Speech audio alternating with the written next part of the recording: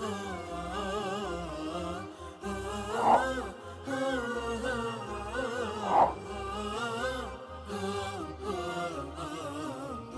علیکم ناظرین، آپ دیکھ رہے ہیں پروگرام بات چیت اور میں ہوں غلام نبی مدنی۔ کل پاکستان کی تاریخ میں ایک بہت بڑا فیصلہ آیا جسے ایون فیلڈ ریفرنس کے نام سے یاد کیا جا رہا ہے، اور اس فیصلے میں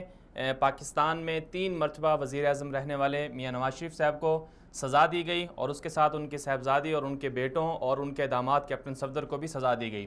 یہ فیصلہ دراصل جو پاناما کیس سامنے آیا تھا اس میں جو جائیداد بنائی گئی تھی ان کی لندن میں کے اندر جو پراپرٹی تھی اس حوالے سے یہ فیصلہ تھا۔ اس فیصلے کے بعد پاکستان کے اندر مختلف طرح کے تبصرے کیے جا رہے ہیں۔ کہا یہ جا رہا ہے، کچھ لوگ یہ کہہ رہے ہیں کہ میاں نواز شریف صاحب کے ساتھ زیادتی ہوئی ہے اور ان کو یہ سزا کسی اور وجہ سے دی گئی ہے۔ دراصل انہوں نے کوئی بدعنوانی نہیں کی اور نہ ہی ان کی طرف سے کوئی ایسی بددیانتی کی گئی، یہ کسی چیز کا بدلہ لیا جا رہا ہے۔ دوسری طرف کچھ لوگ یہ کہہ رہے ہیں، جشن منا رہے ہیں، مٹھائیاں تقسیم کر رہے ہیں کہ یہ پاکستان کی تاریخ کا نہایت شاندار فیصلہ ہے، اس سے کرپشن اور بدعنوانی اور بددیانتی جیسے جو پاکستان کے اندر جو بیماریاں ہیں وہ ختم ہو جائیں گی، کچھ لوگ یہ بھی کہہ رہے ہیں۔ تو کیا یہ فیصلہ واقعی انصاف پر مبنی ہے، یا اس فیصلے سے پاکستان کی تاریخ میں جو کرپشن اور بددیانتی کے معاملات ہیں وہ ختم ہو جائیں گے؟ پروگرام کے پہلے حصے میں ہم انہی سوالات پر بات چیت کریں گے، اور پروگرام کے دوسرے حصے میں آج ہم بات چیت کریں گے ختم نبوت حلف نامے کے حوالے سے، کہ اسلام آباد ہائی کورٹ نے جو 2 دن پہلے فیصلہ دیا، ختم نبوت حلف نامے کا تفصیلی فیصلہ جاری کیا، اس حوالے سے بات کریں گے۔ اس حوالے سے کچھ اطلاعات یہ بھی ہیں کہ راجہ ظفر الحق کمیٹی کی جو رپورٹ تھی وہ بھی منظر عام پر آ گئی ہے، اس میں بھی سابق وفاقی وزیر جو تھے، وزیر قانون تھے، ان کو ختم نبوت حلف نامے کا مجرم قرار دیا گیا ہے۔ تو سوال یہ ہے کہ ختم نبوت حلف نامے میں جو تبدیلی ہوئی اس کے پس پردہ کردار کیا تھے، اور اسلام آباد ہائی کورٹ نے جو فیصلہ دیا ہے اس میں قادیانیوں کے حوالے سے بہت ساری ڈائریکشنز دی گئی ہیں، تجاویز دی گئی ہیں، مشورے دیے گئے ہیں حکومت کو، کیا ان مشوروں پر، کیا ان تجاویز پر عمل ہوگا یا نہیں ہوگا؟ پروگرام کے دوسرے حصے میں آج ہم انہی سوالات پر بات چیت کریں گے۔ اگر ہم بات کر لیں پروگرام کے پہلے حصے کی، جس میں ہم نے بات کرنی تھی ایون فیلڈ ریفرنس کے حوالے سے، کہ میاں نواز شریف کے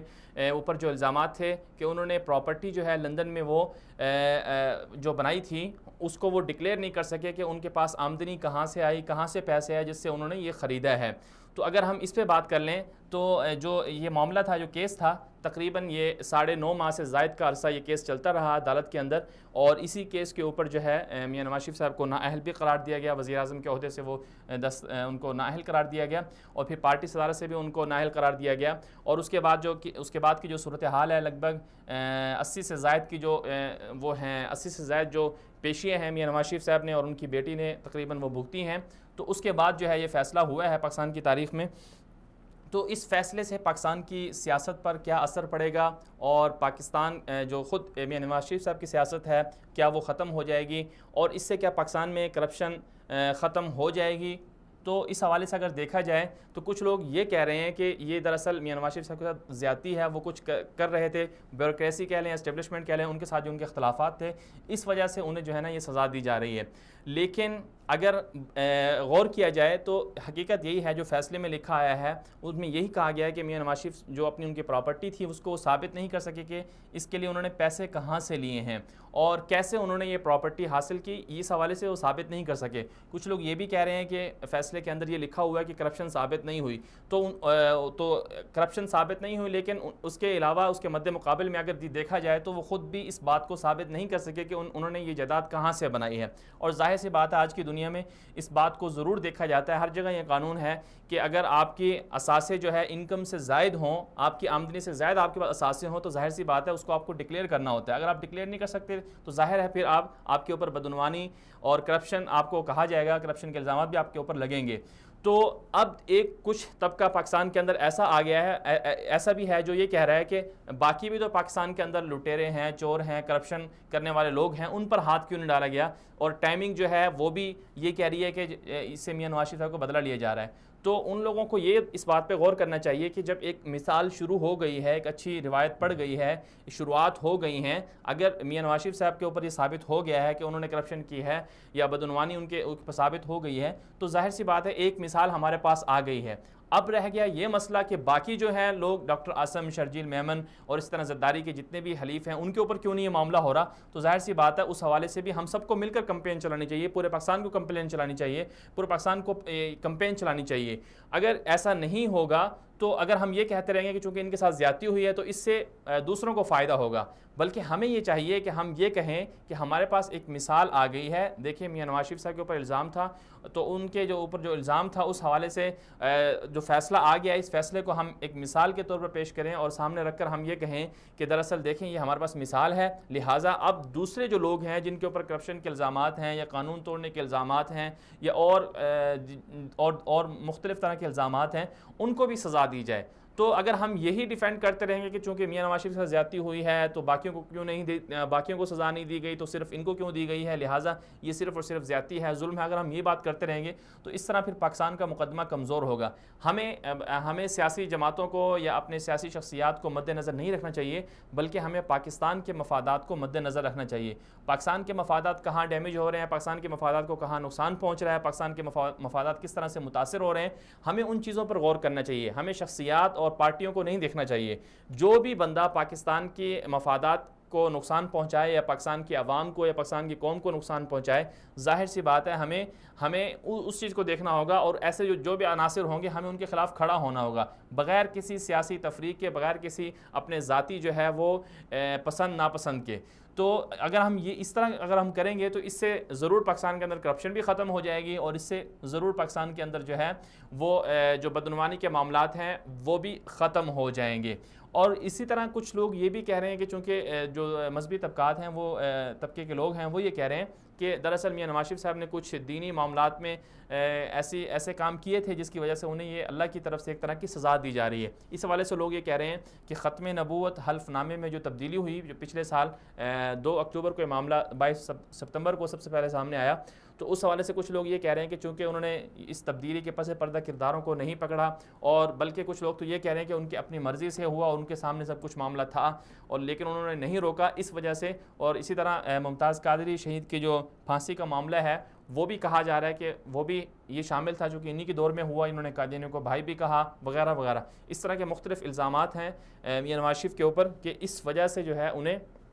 یہ سزا ملی ہے اور اللہ کی طرف سے انہیں پکڑ ہے۔ خیر یہ تو معاملہ اللہ کے سپرد ہے کہ اللہ نے انہیں کس طرح سے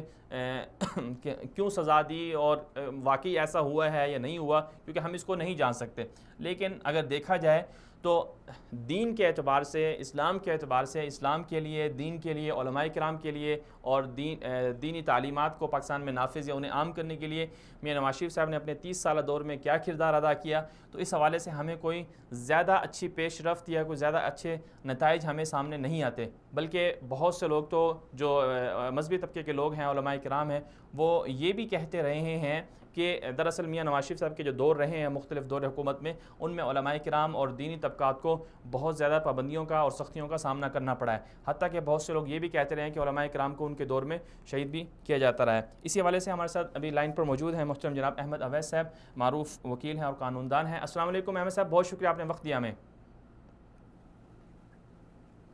السلام علیکم۔ جی سر، کل ایون فیلڈ جی سر کیا فرمائیں گے آپ، جو کل فیصلہ آیا ہے ایون فیلڈ ریفرنس کے حوالے سے، تو آپ کیا سمجھتے ہیں کہ یہ انصاف پر مبنی ہے اور اس حوالے سے پاکستان کی تاریخ میں ایک بہت بڑا فیصلہ ہے، اس سے پاکستان کا مستقبل بہتر ہوگا؟ میرے خیال میں یہ بہت لینڈ مارک ججمنٹ ہے اور یہ پاکستان کی تاریخ میں اتنی بڑی تبدیلی سے آئے گی، آئندہ کا جو ہے نا ایک قوم کا نیا معیشت جو ہے وہ بن کے سامنے آئے گا، اور یہ ایک تاثر پاکستان میں بکھر چکا تھا اس طرف کہ پاکستان میں جو بااقتدار لوگ ہیں، طاقتور ہیں، ان کے لیے قانون مختلف ہے، وہ خلاف بچ سکتے ہیں اور بچے رہتے ہیں، اور چھوٹے لوگ جو ہیں وہ بیچارے پھنس جاتے ہیں اور بڑے بڑے مگر مچھلی کو ہاتھ نہیں ڈالتا، چھوٹی مچھلیاں جو ہیں وہ بیچاری جو ہے وہ قابو آ جاتی ہیں۔ لیکن اس فیصلے نے یہ ثابت کر دیا ہے کہ قانون کی بندش میں جو آ گیا، قانون کے گرفت میں جو آ گیا، وہ کتنا ہی بڑا طاقتور ہو اور کتنا ہی صاحب اثر ہو،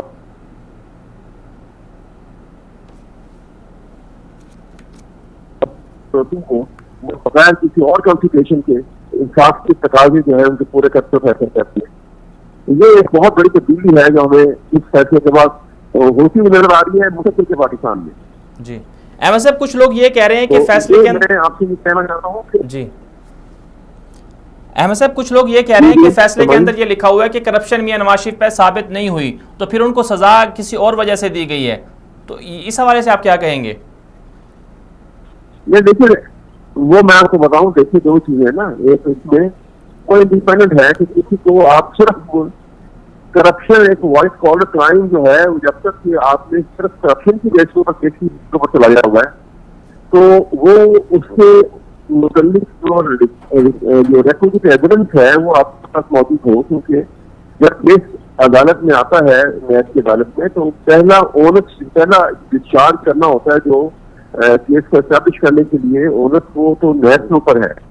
اور اس کے بعد وہ شفٹ کر جاتا ہے آن دی اکیوزڈ. یہاں پر یہ سیکشن 9A سب سیکشن 4 جو ہے یہ اس کے تحت صرف وہ ہے کرپشن کی حد تک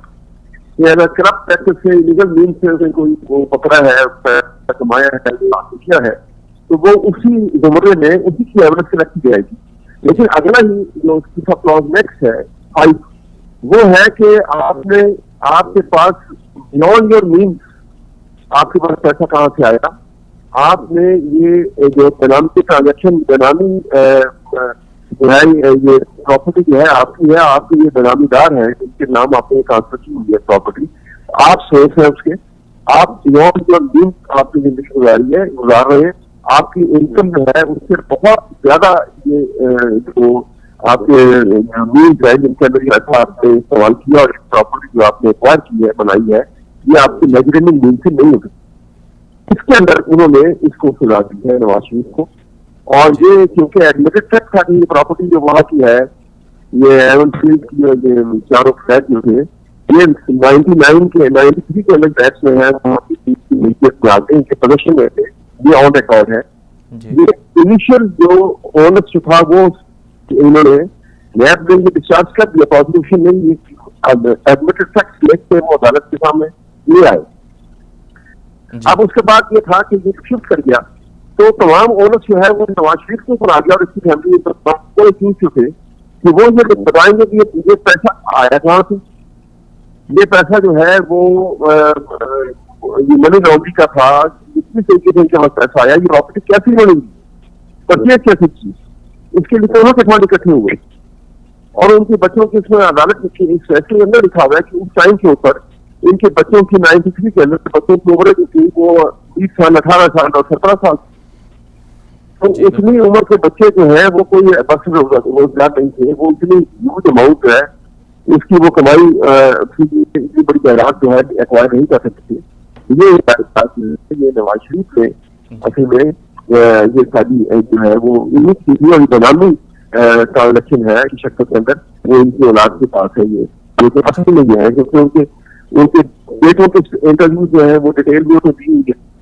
نواز شریف کی اپنی کھینچی جو ہے انہوں نے تقریریں کی، انہوں نے بتایا کہ ثبوت ہے. اب ایک بات کا بھی یہ ثبوت لے کے عدالت میں نہیں آ سکتے کہ جب انہوں نے 342 کی اسٹیٹمنٹ کی وہاں پر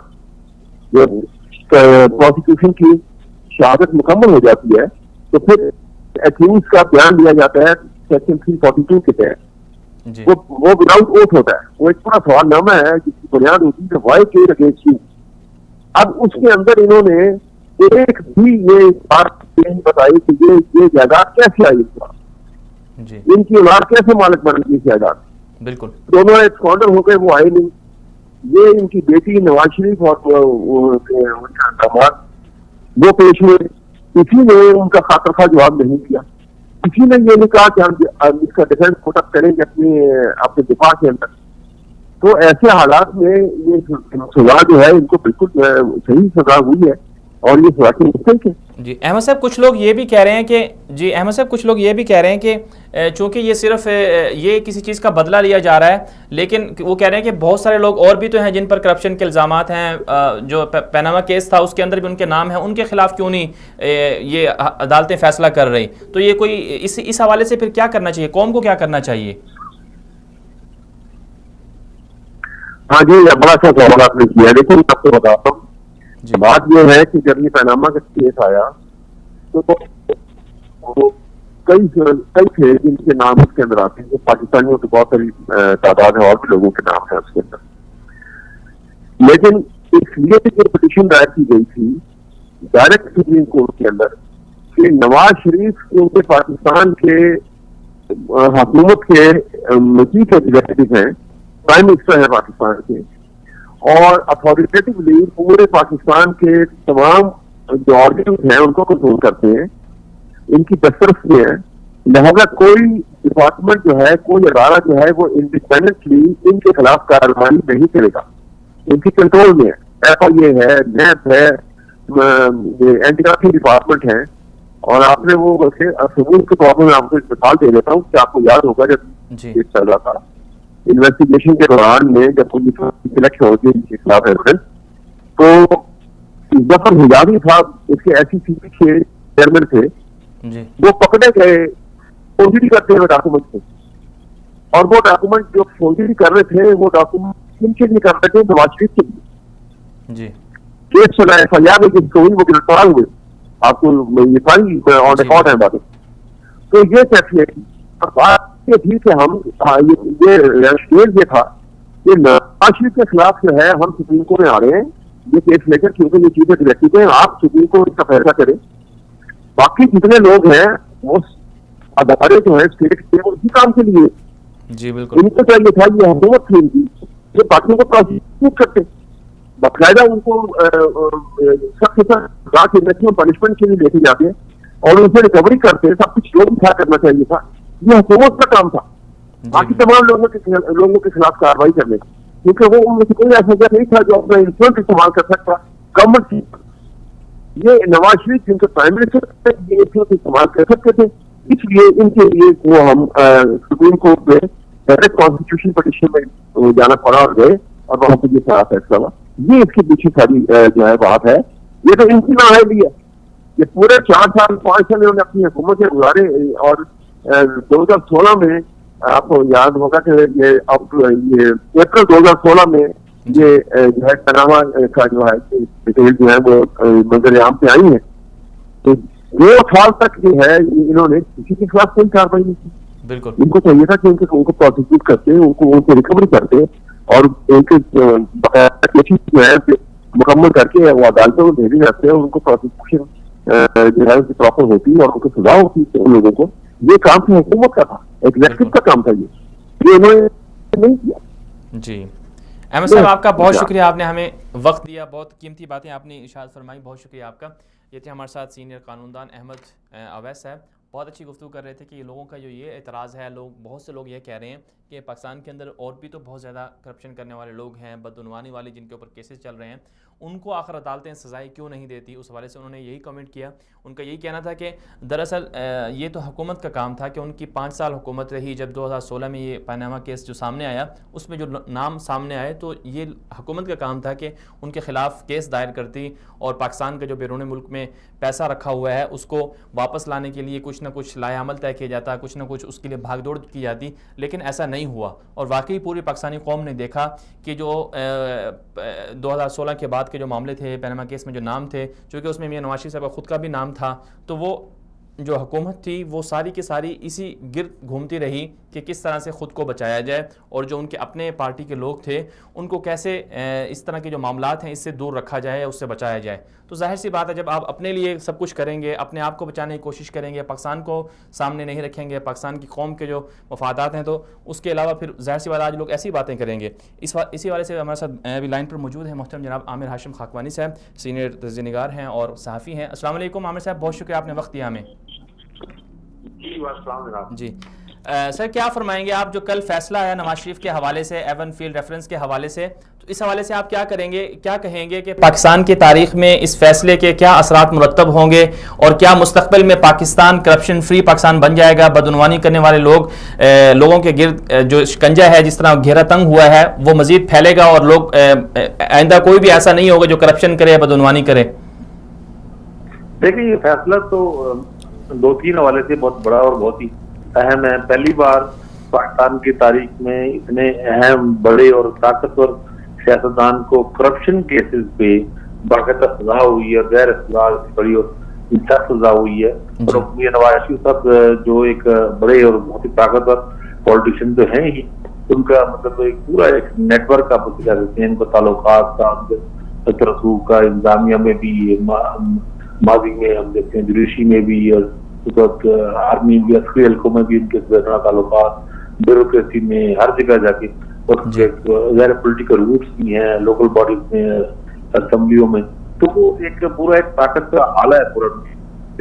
तो उनके खिलाफ एक इस किस्म का केस का सजा होना एक बहुत ही अहम है। और ये भी साबित होता है दूसरे लोगों के लिए कि आप अगर वज़ीर-ए-आज़म भी मुल्क के बन जाएं और इतनी बड़ी पार्टी के भी आप सरबराह हों, तब भी आप बातचीत सकेंगे। इस हवाले से तो जुडिशरी की भी एक उसकी मजबूती, उसकी अथॉरिटी एक प्रक्रिया एस्टेब्लिश हुई है। तो साथ ये भी कि, और ये भी मैं समझता हूँ इबरत का एक पहलू ये निकलता है कि आपने अगर इस किस्म के जुराइम में आप अगर इन्वॉल्व हुए हो, अगर वो मादी में भी हुए हो, तो 20 साल बाद भी ये आपको पीछा करते हैं, आपको कुब करते हैं, और आपको उसकी जो कॉन्सिक्वेंसेज हैं, उसके जो असरात हैं, उसको भुगतने पड़ते हैं। तो ये एक मेरे ख्याल में जो आप नौजवान पॉलिटिशियन आज क्या कर रहे हैं, इस पर कर रही है या मुस्तकबिल में आएगा, उसको अगर वो चाहे तो चीजों से ठीक कर उन गलतियों से बच सकता है जिनका मियां नवाज शरीफ साहब ने किया। जी आमिर साहब, कुछ लोग ये एतराज़ कर रहे हैं, कुछ लोग ये कह रहे हैं कि इससे सिर्फ ये मियां नवाज शरीफ के गिर्द उनको ही पकड़ा गया है, बाकी भी तो बहुत सारे करप्शन करने वाले लोग हैं, उनको क्यों नहीं पकड़ा जा रहा? तो ये ज्यादती हुई है नवाज शरीफ के साथ। इस हवाले से आप क्या कहेंगे कि जो बाकी करप्शन वाले लोग हैं पनामा में, जिनका नाम भी आया, उनके खिलाफ कौन कार्रवाई कर सकता है और किन की जिम्मेदारी बनती है? देखें ये ठीक है कि मैं तो ऐसा नहीं है कि ये मामला काम खत्म हो गया है, काम तो भी आगाज है। लेकिन आप देखें ना, जब पनामा केस आया है तो मियां नवाज शरीफ साहब पाकिस्तान के वज़ीर-ए-आज़म थे, यानी वो एक और चीफ एग्जीक्यूटिव, बिल्कुल, और एक उसके हवाले से वो नंबर 1 मुल्क में पर्सनैलिटी थे। तो एक असूली तौर पे लॉजिकली कॉमन सेंस के एतबार से भी जो जब भी सिस्टम का जब एग्जाम सबसे बड़ी पोजीशन में होता है, जो नंबर 1 पे होता है, टॉप पर होता है, उससे पहले ही इंतखाब का और इन सब चीजों का आगाज होना चाहिए ना। लॉजिकली होता है, अगर आप पहले नंबर के जो बड़े जो टॉप पे जो लोग बंदा बैठा है उसको छोड़ के अगर नीचे से शुरू करते हैं, 10वें 12वें 14वें या 100वें नंबर से शुरू करें, जो सबसे ताकतवर लोगों को छोड़ के नीचे से कर रहे हैं। तो मैं समझता हूँ कि उनसे हुआ। और आप देखें पनामा केस में कोई भी मुल्क का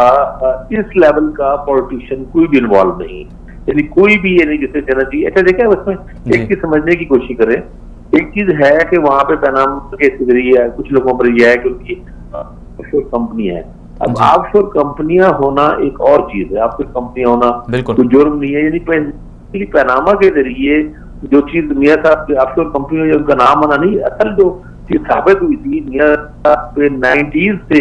इल्जाम लग रहे थे इन लंदन फ्लैट से। 93 में खरीदे गए हैं, 96 में, 97 में, और मुशर्रफ दौर में भी, और किताबें छपी हैं, वेस्टर्न राइटर्स की किताबें छपी हैं इनके जी।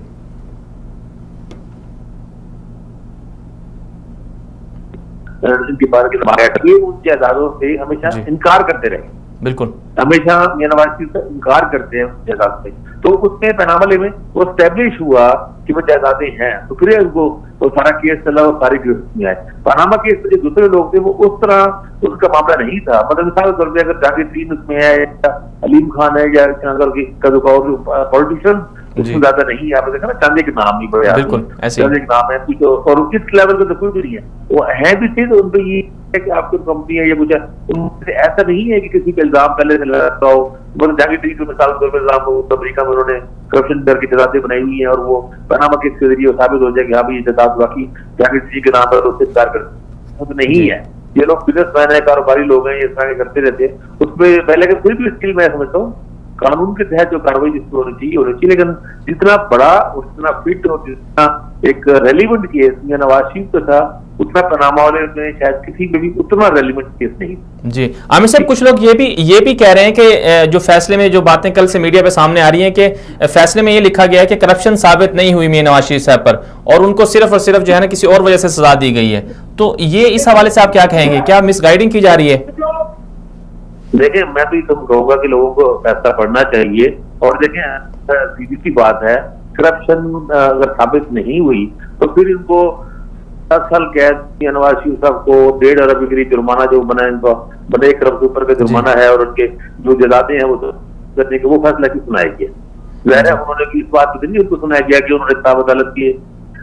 جج صاحب کی توہین کیا یا ان کو ان پہ کوئی ان کو گالیاں دی یا ان سے لڑائی کی ہے. جی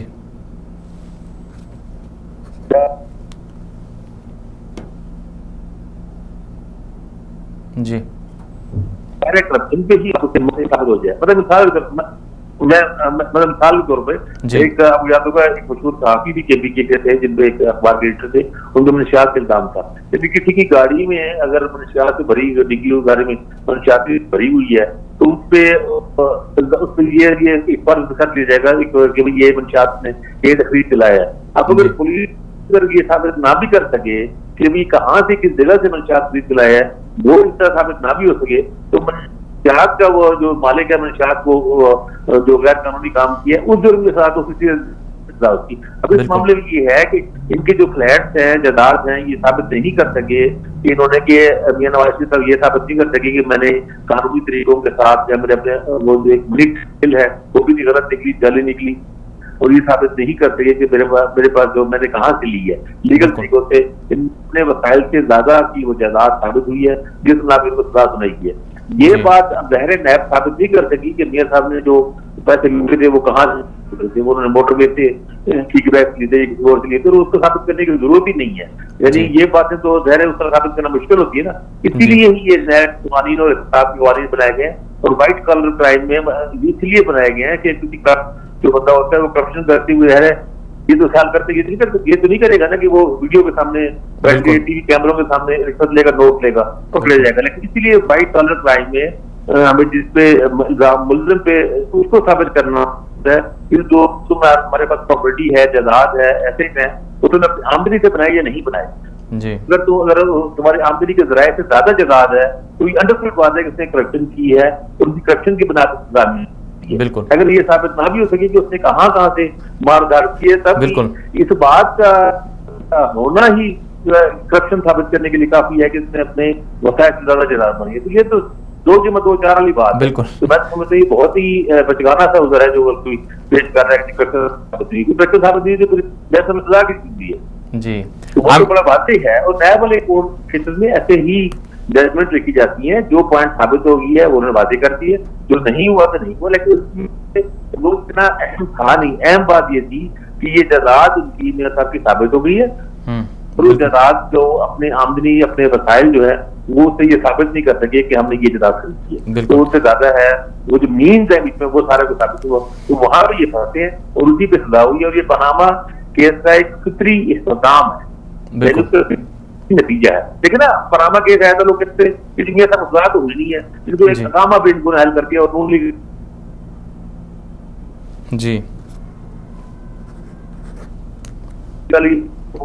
اس کو اپنے بیٹے نے ان کو حل کیا سزائیں تو ملی نہیں ان کو. تو اس وقت ہم لوگ یہی سمجھاتے تھے بھائی سزائیں تو دینی ہے احتساب عدالت نے ٹرائل کورٹ نے دینی ہے. سزا سپریم کورٹ نے نہیں دینی تھی ان جو الزامات تھے وہ ٹرائل کے کورٹ سے اور ٹرائل کورٹ سے سزا مل گئی ہے. جو ایک پروسیس آف پروسیجر جو ایک لا کا پروسیجر ہے قانون کا اس کے مطابق ہی وہ ایسا رہتی ہے. جی جی عامر صاحب آپ کا بہت شکریہ، آپ نے بہت اچھی ایکسپلین کی، بہت شکریہ. یہ تھے ہمارے ساتھ سینئر صحافی پاکستان کے عامر خاکوانی صاحب. یہاں پر ہم ایک مختصر سی بریک لیں گے، بریک کے بعد واپس آئیں گے، ہمارے ساتھ رہیے گا.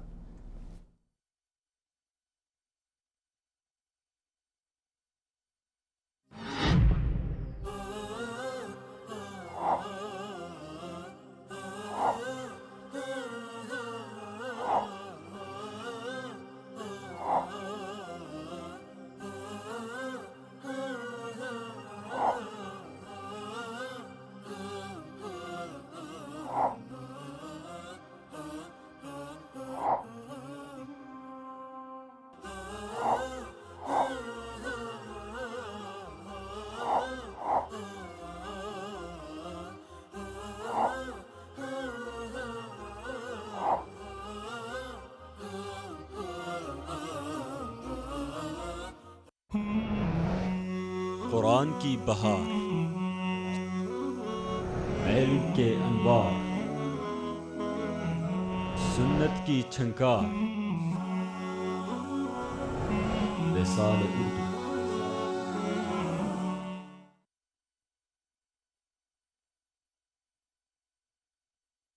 कुरान हयाते इंसान है, कुरान हमारा कुफर की तारीकी से इस्लाम की रोशनी तक का सफ़र। इंसान है, कुरान हम किताबी हिदायत के ज़रिए राह रास्त पर आने वालों की दास्तान। रुतबा इस सुनिए उनकी अपनी ज़ुबान से। उस वक़्त मैंने महसूस किया कि कलमा सच है और वो सिर्फ कलिमात का नाम नहीं है। कुरान हमारा रहबर है। सूरतुल बकरा को मुसलसल पढ़ने के बाद फिर मैंने ये बात महसूस की कि कुरान पाक कुछ और हक़ाइक़ पर भी मुश्तमिल है। सुबहान अल्लाह। और फिर मैंने कुरान पाक के मानी को गहराई के साथ समझना शुरू किया। क्या शान ये रब ने बहुत जल्द आ रहा है। कुरान मेरी हदायत का ज़रिया। कुरान है। सिर्फ विसाल उर्दू पर।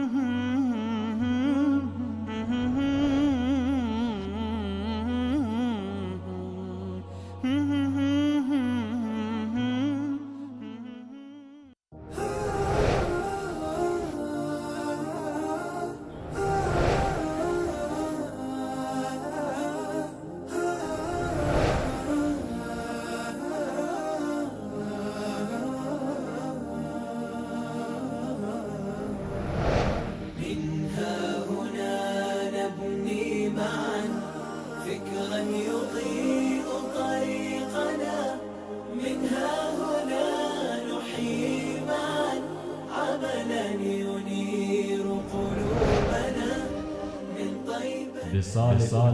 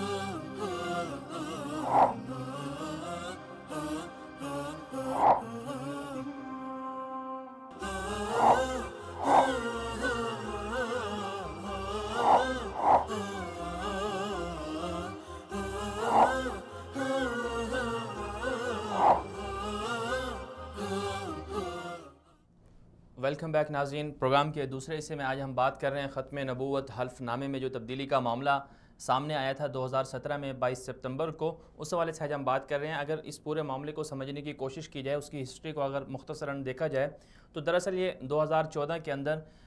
पार्लिमानी कमेटी बनी थी एक, उसके 34 अरकान थे, सब कमेटी बनी थी। तो उसको एक मामला दिया गया था कि इलेक्शन रिफॉर्म्स के हवाले से कि वो गौर व फिक्र करें कि इलेक्शन के हवाले से, इंतखाबात के हवाले से किन किन चीज़ों को दुरुस्त करना चाहिए और किन किन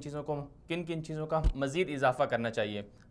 तो इस हवाले से एक कमेटी बनी थी। तो इस कमेटी ने तकरीबन 100 के करीब जो है मीटिंग्स की, और उन मीटिंग्स में जो जो इजाफे हुए थे वो करने थे वो उन्होंने कर लिए, और जिनमें कमी बेशी थी वो भी कर ली। तो इसी दौरान इसी कमेटी से जो ड्राफ्ट फाइनल मंजूर हुआ, जो सामने आया, वो गालिबन अगस्त में सामने आया 2017 में। तो कौमी असम्बली से वो ड्राफ्ट और जो बिल था इंतखाबी इस्लाहाती कमेटी का बिल, वो बिल मंजूर हो गया। उसके बाद वही बिल सेनेट में जब मंजूर होने के लिए गया 22 सितंबर 2017 को, तो वहाँ पर हाफिज़ हमदुल्ला साहब اور جو دیگر لوگ تھے انہوں نے اس معاملے کو نشاندہی کی کہ ختم نبوت حلف نامے میں تبدیلی ہوئی ہے۔ اس حوالے سے مزید ہم بات کریں گے۔ ہمارے ساتھ لائن پر اس وقت موجود ہیں متین خالد صاحب، ماہر امور ختم نبوت ہیں، تاریخ تحفظ ختم نبوت اور ختم نبوت کے حوالے سے بہت بڑا پاکستان کا جانا پہچانا نام ہے۔ السلام علیکم متین صاحب، آپ کا بہت شکریہ، آپ نے وقت دیا ہمیں۔ السلام علیکم سر، بہت شکریہ، آپ نے وقت دیا ہمیں۔ ہلو، جی سر یہ فرمائیے گا کہ کل دوبارہ فرما دیں۔ جی یہ فرمائیے گا کہ ختم نبوت حلف نامے میں تبدیلی کا جو معاملہ تھا اور اس حوالے سے جو تفصیلی فیصلہ آیا ہے جس سے شوکت صدیقی صاحب کا، تو اس پر آپ کیا کہیں گے کہ یہ فیصلہ بالکل ٹھیک، فیصلہ تو بالکل ٹھیک ہی ہے، ظاہر سی بات ہے، اس فیصلے کے اندر جو تفصیل سے بیان کی گئی چیزیں ہیں، نکات ہیں، تو اس فیصلے کو آپ کس طرح سے دیکھتے ہیں کہ اس سے ختم نبوت کا جو معاملہ ہے وہ کس طرح مضبوط ہوگا، اور جو ختم نبوت کے منکر ہیں جو لوگ، ان کے خلاف یہ فیصلہ کس طرح سے مطلب ثابت ہوگا؟ کیا وہ مزید اس طرح کی کوئی اس طرح کی کارروائیاں کر سکتے ہیں جس سے ختم نبوت کو پر حرف آئے؟ دیکھیں مدنی بھائی، میں آپ سے درخواست یہ کروں کہ جب سے فیصلہ آیا ہے اور یہ غالباً کو 1.5-2 مہینے اس کو انہوں نے محفوظ بھی کیا تھا، وہ فیصلہ تھا وہ یہ ختم نبوت کے جو انہوں نے امینڈمنٹ کی تھی، اور یہ بڑا امپورٹنٹ مطلب یہ فیصلہ ہے، اور اس میں بڑی محنت کی علماء کرام نے اور وکلاء نے، جن کو خراج تحسین بھی اپنے ججمنٹ جج صاحب نے کیا ہے، اور بڑی زبردست قسم کی ڈائریکشنز دی ہیں۔ وہ سوشل میڈیا پہ، واٹس ایپ پہ، یہ اپنا فیس بک پہ اور دیگر ٹویٹر وغیرہ پہ،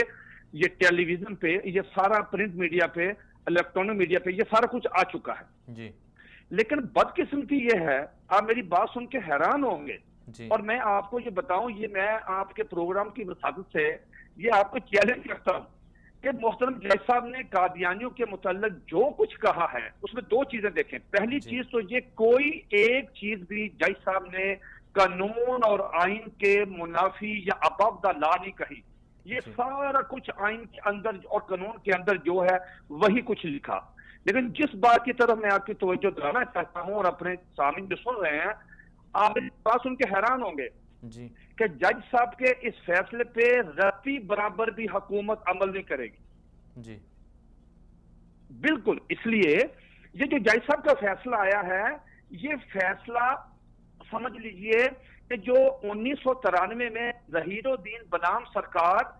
جو رپورٹ ہوا ہے پی ایل ڈی میں SCMR 1993 ظہیر الدین بنام سرکار، پیج 1718، وہاں پہ جناب جسٹس قدیر صاحب فل بینچ کا وہ فیصلہ ہے۔ یہ ساری چیزیں اس فیصلے میں آ چکی ہیں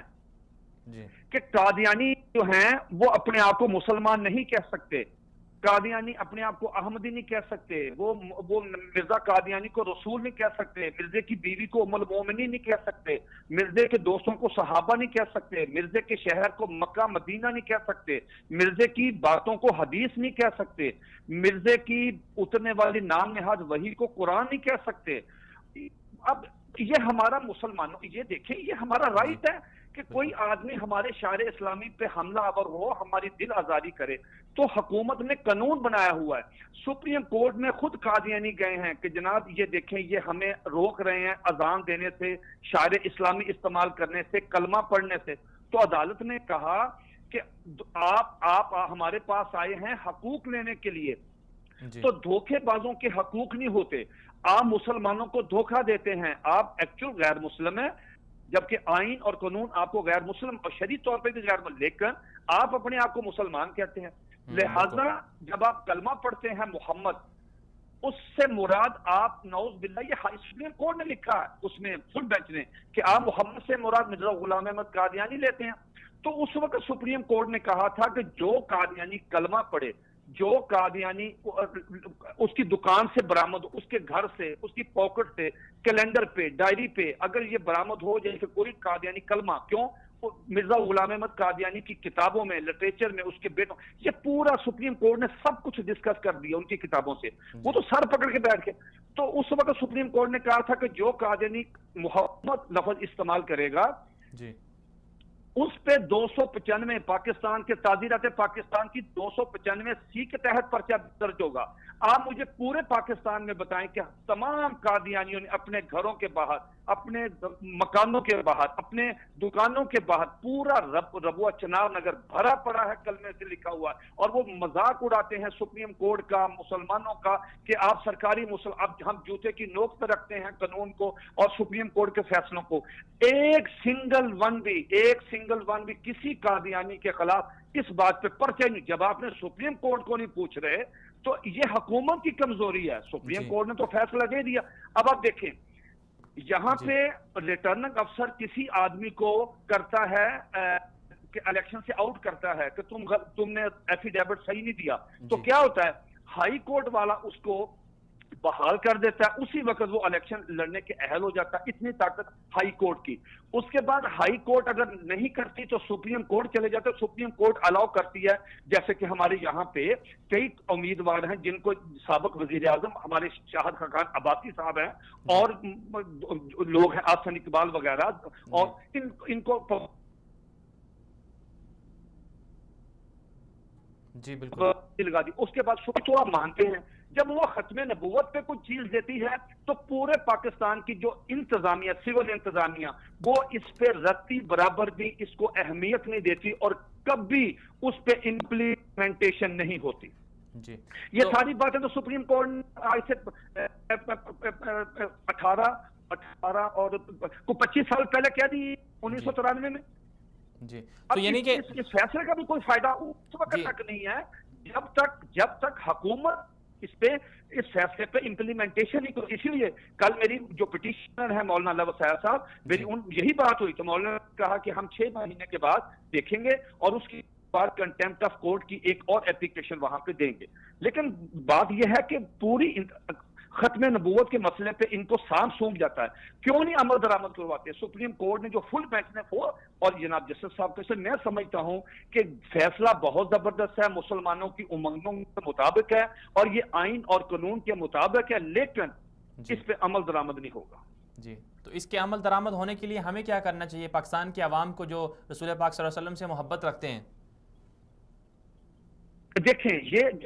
پہلی بات یہ ہے کہ قانون پہ جب آپ عمل نہیں کریں گے جی تو وہ قانون ہاتھ میں لیں گے۔ جی جب لوگوں کو پتہ ہوگا کہ ایک قادیانی کلمہ لکھتا ہے اور محمد سے مراد مرزا غلام احمد قادیانی لیتا ہے، اس کا خون کھولتا ہے کہ قادیانی لٹریچر تقسیم کرتا ہے اور وہ مرزا غلام احمد قادیانی کو اس کی بیوی کو ام المومنین کہہ رہا ہے، مرزا قادیانی کے دوستوں کو صحابہ کرام کہہ رہا ہے، مرزا کے پہلا خلیفہ نور الدین کو ابو بکر صدیق رضی اللہ تعالیٰ عنہ کہہ رہا ہے، مرزا کا بیٹا بشیر الدین محمود کو حضرت عمر فاروق رضی اللہ تعالیٰ عنہ کہہ رہا ہے۔ اس کا خون کھولتا ہے، اشتعال آتا ہے۔ نبی علیہ الصلوۃ والسلام کی محبت اور صحابہ کی محبت میں ایک غرق مسلمان اب کیا کرے؟ اس کے پاس کیا راستہ ہے؟ وہ یا تو مر جائے، اگر زندہ ہے تو اس کی غیرت گوارا نہیں کرتی، وہ جب پرچہ دل کروانے جاتا ہے تھانے دار سنتا ہی نہیں ہے، وہ کہ چلو یار یہ فرقہ واریت ہے، اس کو ہائی کورٹ کے فیصلے، سپریم کورٹ کے فیصلے، اس کو آئین دکھاتے ہیں، وہ مانتا نہیں ہے، اس کی تعلیمی میٹرک ہوتی ہے، وہ کہتا زیادہ بات کرو کہ نیشنل ایکشن پلان کے تحت تمہارے خلاف پرچہ دے دوں گا۔ پھر وہ بچہ کیا کرتا ہے؟ پھر وہ بچہ اس قادیانی کو نقصان پہنچاتا ہے۔ پھر لا اینڈ آرڈر کی ہوتی ہے صورتحال، اور جب کسی قادیانی کو نقصان پہنچتا ہے تو ہمارا جو غیر ملکی میڈیا CNN BBC یہ اس پہ تبصرے آ جاتے ہیں، مسلمانوں میں برداشت نہیں ہے، مسلمان اشتعال انگیز ہیں، مسلمانوں کو چاہیے کہ صبر کریں، مسلمان جو ہیں وہ یہ ہیں فلاں ہیں۔ بھائی آپ قانون پہ عمل کیوں نہیں کرواتے؟ جی اس کو روکیں، اس کو سپریم کورٹ روک رہی، آئین روک رہا، قانون روک رہا۔ جب وہ قانون میں ہاتھ میں لیتے ہیں تو اس لیے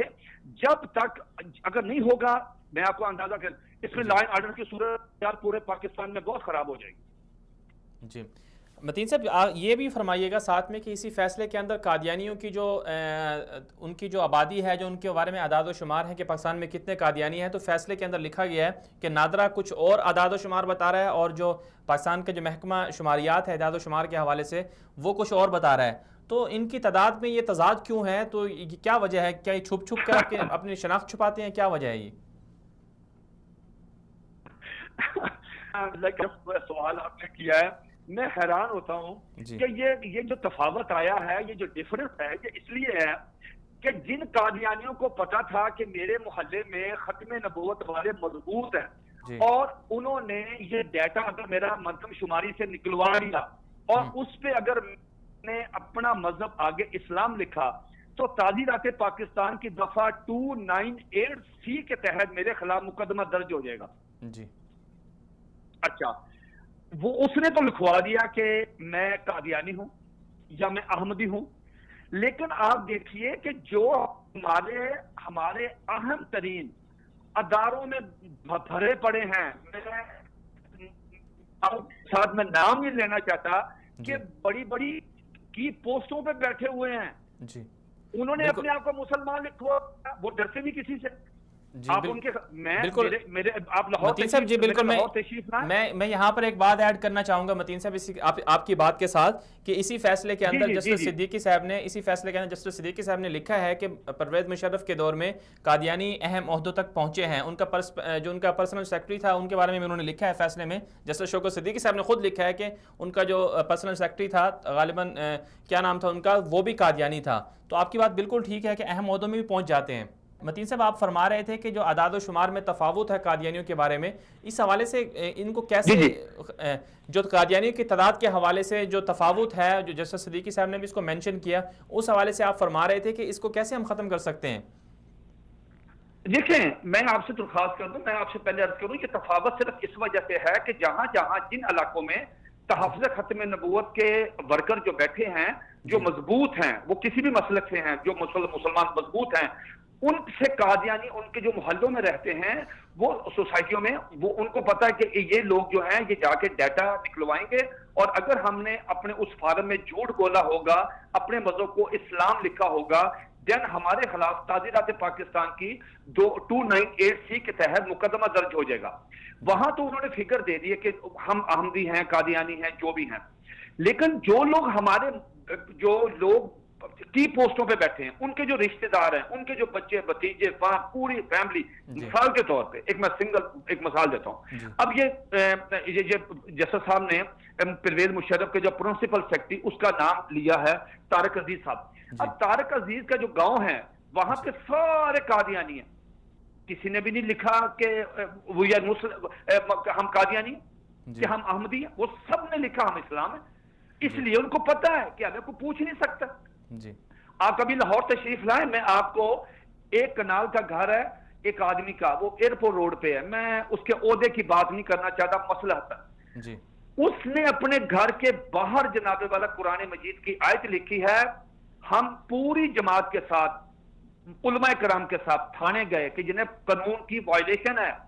اس تھانے دار نے کہا جی میں نوکری سے نکل جاؤں گا, میں نے اس کے خلاف مقدمہ نہیں, میں نے پرچہ نہیں دینا, اب اور مجھے کوئی کام بتا دیں. اب بھی یہ جب ضیاء الحق صاحب نے 1984 میں 26 اپریل 1984 کو آرڈیننس جاری کیا تھا کہ کوئی قادیانی شہر اسلامی استعمال نہیں کر سکتا, اس آدمی نے جو بہت پاکستان کی پوسٹ پہ, اب بھی وہ مر گیا, اس کا بیٹا ہے, اب باہر اس نے قرآن مجید کی وہ آیت لگائی, اور علانیہ کہتے ہیں کہ کسی کی جرت ہے تو ہمیں آ کے ہمارے خلاف مقدمہ درج کروا کے دکھائیں. یہ چیلنج ہے. آپ تو جناب اگر کو چھوڑ دیں, جو لوگ پولیس میں کوئی ادارہ آپ چھوڑے نا, بتائیں ایسے فگر نام ہے, میں نام سر اس کو سر یہ جو چیزیں ہیں, ان چیزوں کو پھر ختم کیسے کیا جانا چاہیے, عوام کو کیا کرنا چاہیے کہ عوام کس طرح سے احتجاج کریں؟ میں یہی ہوں کہ عدالتوں کے فیصلے تو حکومت اس لیے نہیں مانتی کہ جن لوگوں نے قانون سازی کرنی ہے وہاں قادیانی بیٹھے ہیں. جی اب کون سن, پھر لا اینڈ آرڈر کی صورتحال, پھر دھرنے ہوتے ہیں, دھرنوں میں نقصان ہوتا ہے. تو یہ کیوں چاہتے ہیں؟ ہمارا مطالبہ کیا ہے حکومت سے؟ ہمارا سمپل سا بالکل چھوٹا سا مطالبہ کہ قادیانیوں سے کہیں کہ وہ بھی قانون اور آئین کا احترام کریں اور ہم بھی قانون اور آئین کا احترام کریں. وہ قانون کو نہیں وہ کہتے ہیں ہم نے نہ آئین ماننا ہے نہ قانون ماننا, سپریم کورٹ کے فیصلے ماننے. اب اتنا زیادہ پاکستان میں آپ دوستوں کی وجہ سے پاکستان میں اتنا شعور آ چکا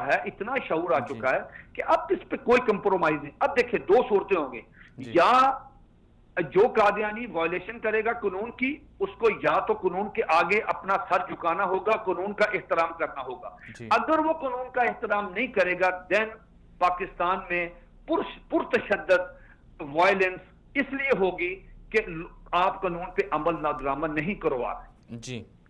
تو یہ نقصان ہے ہمارے ملک کا. ہمارا امن و امان کی صورتحال ہے, اتنا پیارا ہمارا ملک ہے, الحمدللہ پوری طرح دہشت گردی پہ قابو پایا گیا, سب کچھ ہے. لیکن یار یہ مطالبہ ہم کرتے ہیں کہ قادیانیوں سے کہیں کہ وہ آئین, قانون اور سپریم کورٹ کے فیصلوں کا احترام کریں. یہ کون سا بھلا ایسا ہے مطالبہ جس کو حکومت نہیں سختی سے کہا جائے وہاں کے ڈی پی او حضرات کو کہ آپ کے علاقے میں جو قادیانی ان فیصلوں کی روشنی میں جو قادیانی قانون کی وائلیشن کرتا ان کو اپنے آفس بلائیں, ان سے کہیں کہ انسان بنیں. جی ہم آپ کی پھر ہم آپ کو حفاظت نہیں دے سکتے. دیکھیں جج صاحب نے بار بار لکھا ہے کہ ان اقلیتوں کا تحفظ کرنا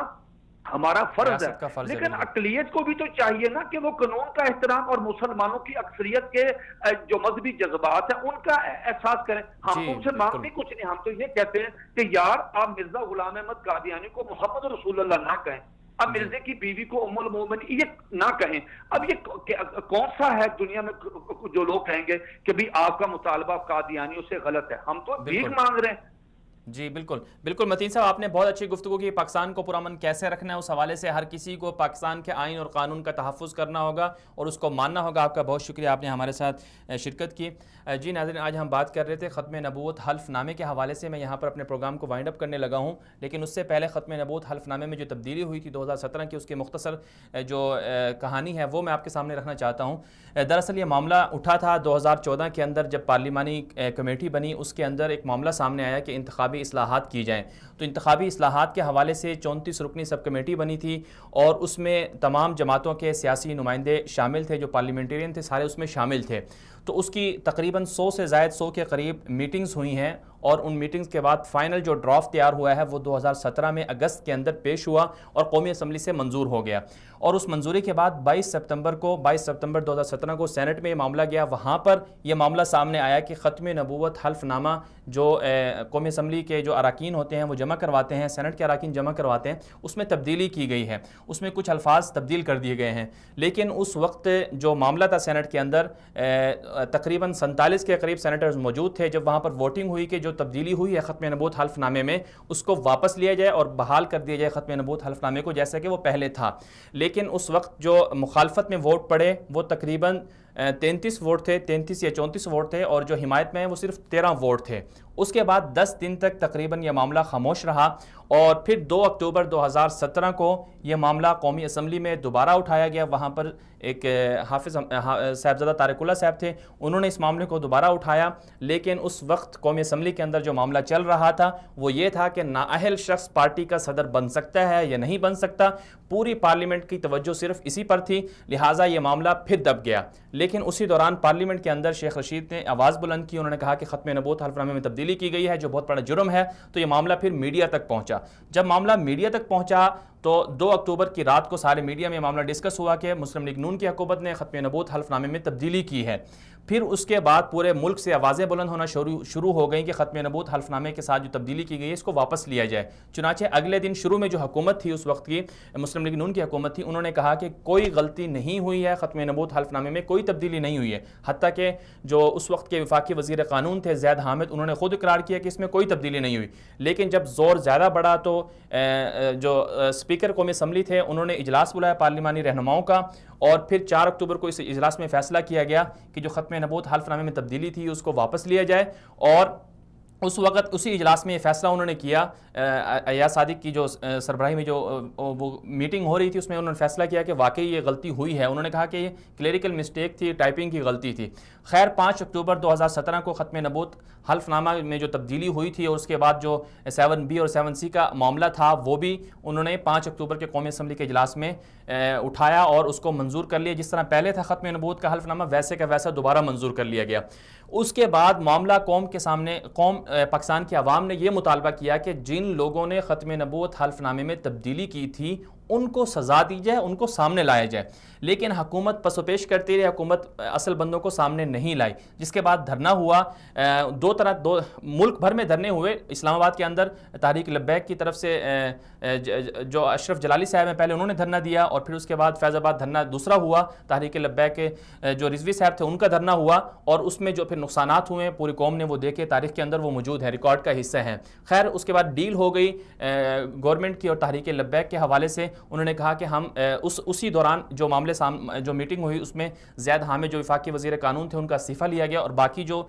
پورے جو کردار تھا اس کو سامنے لانے کے لیے کہا گیا کہ راجہ ظفر الحق کی سربراہی میں کمیٹی بنائی گئی ہے اور وہ اصل کرداروں کا تعین کرے گی۔ تو راجہ ظفر الحق کی سربراہی میں جو کمیٹی بنی اسی دوران اسلام آباد ہائی کورٹ کے اندر بھی معاملہ رکھ دیا گیا اور وہاں بھی کیس چلنے لگ گیا۔ تو بعد میں راجہ ظفر الحق کو عدالت نے، اسلام آباد ہائی کورٹ نے مطالبہ کیا کہ جو کمیٹی ہے آپ کی جو رپورٹ ہے وہ ہمیں پیش کی جائے۔ تقریباً 6-7 مہینے کے بعد راجہ ظفر الحق نے وہ کمیٹی کی جو رپورٹ تھی وہ عدالت کو دی۔ عدالت نے 9 مارچ 2018 کو راجہ ظفر الحق کی کمیٹی کی رپورٹ کو سامنے رکھ کر عبوری فیصلہ دیا، مختصر فیصلہ دیا 30 صفحوں کا۔ اس میں انہوں نے تعین تو نہیں کیا کہ کون اس کا ذمہ دار ہے، لیکن قادیانیوں کے حوالے سے، ختم نبوت کے حوالے سے جو حلف نامے میں تبدیلی ہوئی اس میں پارلیمانی رہنماؤں سے، جو پارلیمنٹ کے جو اراکین ہیں ان کے حوالے سے کہا گیا کہ ان سے غفلت ہوئی ہے۔ اس کے بعد ابھی 4 جولائی 2018 کو قومی اسلام آباد ہائی کورٹ کا دوبارہ تفصیلی فیصلہ آیا 172 صفحوں کا۔ اس فیصلے میں بھی کہا گیا ہے کہ ختم نبوت حلف نامے کے حوالے سے پارلیمنٹ کے اراکین سے کمی کوتاہی ہوئی ہے، غفلت ہوئی ہے، لیکن اس فیصلے کے اندر بھی تعین نہیں کیا گیا کہ کس نے کی ہے۔ البتہ جسٹس جو راجہ ظفر الحق کی جو رپورٹ ہے، کمیٹی کی رپورٹ ہے، اطلاعات کے مطابق وہ سامنے آئی ہیں، ان میں یہ کہا جا رہا ہے کہ زید حامد ہی اس کا ذمہ دار تھے، ان سے غلطی ہوئی ہے اور انہوں نے چپکے سے جو ہے یہ تبدیلی کی تھی۔ اب سوال یہ ہے کہ کیا واقعی صرف زید حامد جو ہیں وہی ختم نبوت حلف نامے میں تبدیلی کے ذمہ دار تھے، یا پیچھے کچھ اور لوگ بھی ہیں جن کو بچایا جا رہا ہے اور صرف ایک بندے کو سامنے لایا جا رہا ہے، اسے قربانی کا بکرا بنایا جا رہا ہے؟ ظاہر سی بات ہے ان کو مستعفی کر دیا گیا تو پیچھے جو لوگ ہیں ان کو بچایا جا رہا ہے۔ یہ سوال تاریخ میں موجود رہے گا، اس حوالے سے پاکستان کے عوام کو سوال کرنا چاہیے۔ اگر زید حامد ہی اس کے ذمہ دار تھے تو کیا استعفے سے ان کا جو سزا ہے وہ پوری ہو جاتی ہے، اور کیا مستقبل میں پاکستانی قوم کو یہ باور کرایا جا سکتا ہے، انہیں یقین دلایا جا سکتا ہے کہ آئندہ کبھی بھی ختم نبوت وغیرہ کا جو معاملہ ہے یا ہماری جو ایمانیات اور دینیات کے جو معاملات ہیں ان میں چپکے سے کوئی بندہ بھی اس طرح کی چوری یا اس طرح کی نقب زنی نہیں کر سکتا؟ یہ بھی سوال ضرور رہے گا۔ اس لیے ضروری ہے کہ ختم نبوت میں جنہوں نے بھی تبدیلی کی انہیں قانون کے مطابق سزا دی جائے، صرف مستعفی کرنا کافی نہیں ہے۔ یہاں پر ایک بات اور سامنے رکھنی چاہیے، ہمیں صرف ایک مختصر سی بات اور سامنے رکھنی چاہیے، وہ یہ ہے کہ ہمیں ختم نبوت حلف نامے میں جو تبدیلی ہوئی ہے اس میں سیاسی اپنے مفادات کو نہیں دیکھنا چاہیے، سیاسی مخالفت نہیں کرنی چاہیے۔ یہ کہنا، کچھ لوگ یہ کہہ رہے ہیں کہ ختم نبوت حلف نامے میں تبدیلی کے ذمہ دار ساری سیاسی جماعتیں ہیں اور اجتماعی غلطی ہے، یہ بات بالکل غلط ہے۔ اگر اجتماعی غلطی کیسے ہو سکتی ہے؟ کیونکہ اجتماعی غلطی میں جو لوگ شامل تھے، اجتماع تھا پورا سب کمیٹی کا اور اراکین اسمبلی تھے، وہ سب یہ کہہ رہے ہیں کہ ہمارے سامنے کبھی یہ معاملہ ڈسکس ہی نہیں ہوا۔ تو جب وہ خود اقرار کر رہے ہیں تو انہیں بھی چاہیے کہ جب ان پر الزام لگ رہا ہے اجتماعی غلطی کے حوالے سے کہ وہ بھی شامل تھے تو انہیں چاہیے کہ آ کر رد کریں۔ اس لیے اصل جو مجرم ہیں ان کو سامنے لانا چاہیے اور انہیں قانون کے مطابق سزا دینی چاہیے۔ آج کے لیے اتنا ہی، اجازت دیجیے، اللہ حافظ۔